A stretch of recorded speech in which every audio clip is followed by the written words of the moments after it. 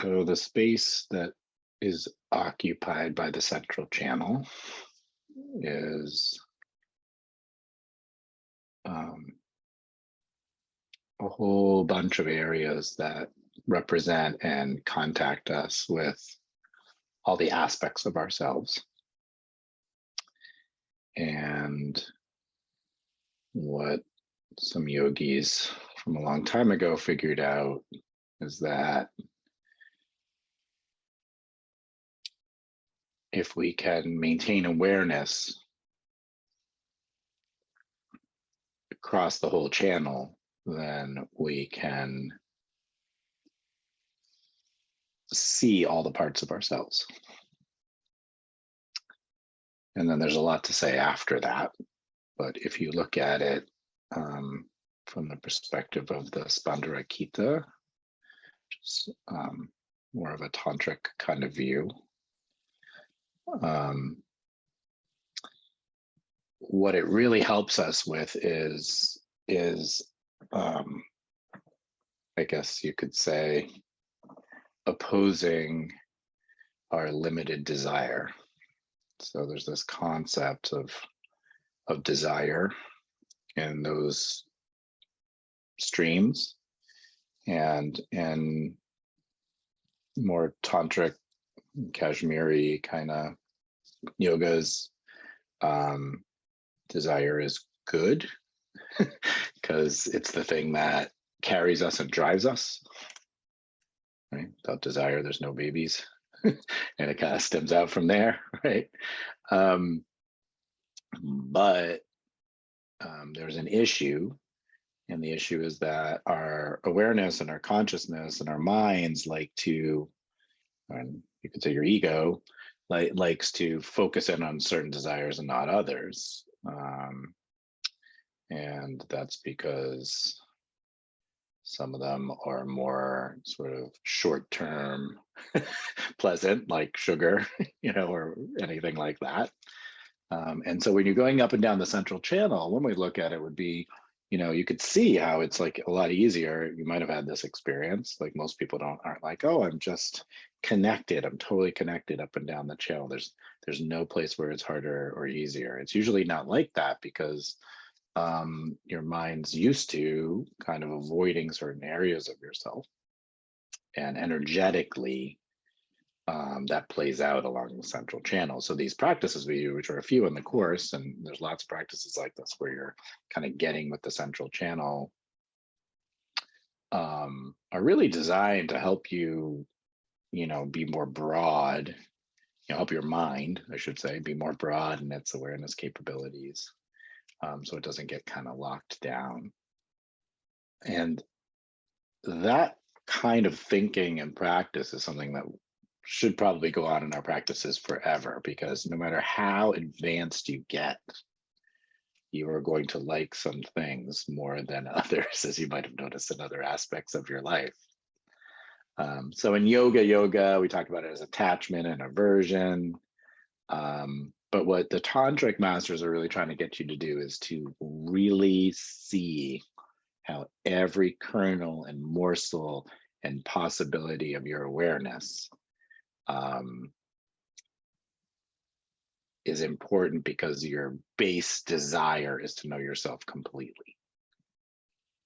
There's a drive there to truly feel and really experience everything, even though it doesn't always feel that way. So it's another way to say that is what we really want is everything. We want everything.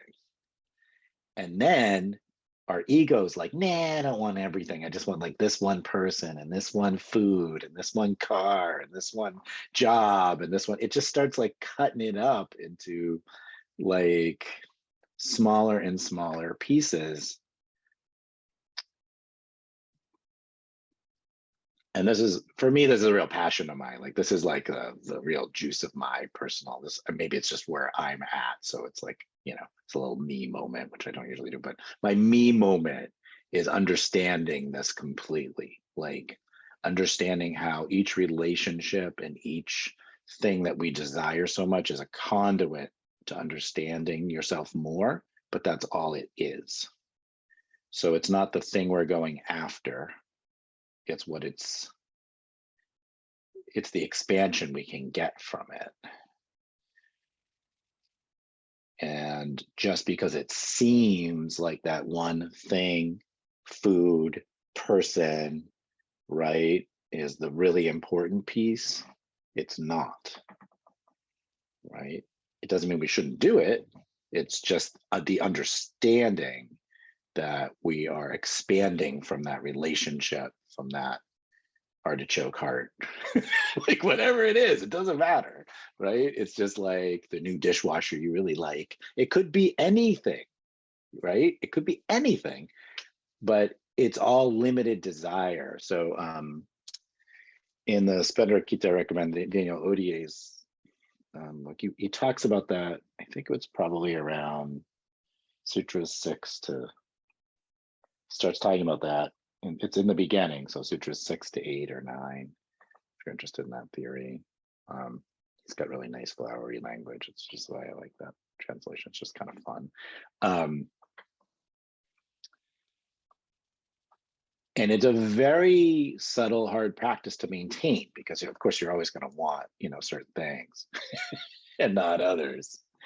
But what the teachings are asking you to do is see how expansive you can make your intellectual part of yourself too, and understanding that you actually want everything. You want the dark. You want to face your demons, and you want to have the really awesome stuff, and you want money, and you actually don't mind being poor, like all together. Right? All together. You know that money doesn't matter, and you also want all the money. That's a better way to say it, right? Like all the money would be nice, and you also know that like deep down it doesn't really matter because you're not gonna take your money with you. So why are you so obsessed on money would be one way to look at it, but the other way to look at it would be, where is the expansion in this pursuit? Like how can I engage? I'll use money for an example. How can I engage with making money in a way that keeps my mind and consciousness open and keeps me understanding that desire is endless? And what the tantric people say is that endless desire is your surfboard to enlightenment. What the classical yoga say is, don't look at the endless desire. Just don't look at it. It's too complicated. We're going to do it a different way. So neither of them is wrong, right? It's just, in my view, it's my meditation circle today. So I'm right. In my view, getting away from desire is harder because it's so strong. And the biggest place you see it is the fact that they ask monks to be celibate so they get out of that thing, and not have children so they get out of that thing, because they know, and it's in the text, they know if you have a kid, your desire to say like protect your child, or you know what I mean, whatever is going, I mean, how are you going to get out of that? You can, but it's so difficult that it's actually easier to accept all these parts of ourselves. This is how I see it as a householder. Householder being just someone who's not a monk, right? Is, you don't need a house or anything, but this is the way to go, because or at least some sort of combination of the two approaches, but this has to be in your thinking somewhere, where like everything I want is okay, I just have to understand where this want is coming from, and the want is coming from trying to expand so large that I see everything and experience everything fully. And I guess the way I'll end it is like in such a relaxed manner that I can fully take it in and allow space for other things to come in too. And usually when we get in trouble, it's because we are gripping with that desire and we're not allowing other things to come in. So the obvious example of that is you fall in love with somebody and you decide that that person is now your partner, and then you're going to grip that idea, and then your partner becomes a horrible person, they're imprisoning small children for fun. They are just like the most awful person ever. And yet you've decided that being attached to this person is so important that you're not, and that that in its various forms happens all the time, right? Instead of being open to what's actually happening.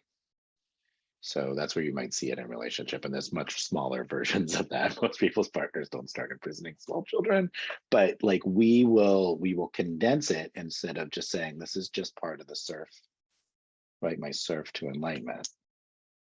And then the way you get around the problem of like, yeah, but I like my partner, is it's a choice. It's freedom, right? It's not that this is the most important thing. It's something I'm choosing to do, and I have certain desires that come up within that, but they're not my only desires because they're really just all part of my like infinite desire set.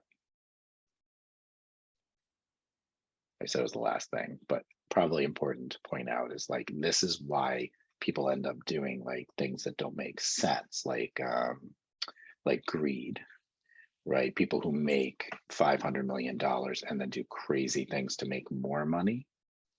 It's because the desire is infinite. It's not going to stop, but they haven't like pulled back and relaxed into it and realized it. So even really greedy, horrible people who are all about that, we can look at them with some compassion and understanding, because we do it too. It's just might not be with that particular thing, or you might not be skilled enough to have the $500 million, right? But the point is like, they're just like, it got condensed and they can't see what's outside it. They don't have teachings, they don't have a practice. And so the desire just keeps on the limit, and it's limited, but it's being fueled by the infinite. And that's why we do so many things we don't want to do. So breathing from your root to your ajna is a practice to help you understand that to understand that that our desire has all these things and all these pieces to it. And that looking or getting at the darkness is as important as getting at the light. And this is a very easy way to do it compared to some other things I might suggest, like going into your darkest. Like those are practices too, but breathing from your root to your ajna is like, I don't know, it feels like a small ask of all the things we can do to like complete our, get out of our ego.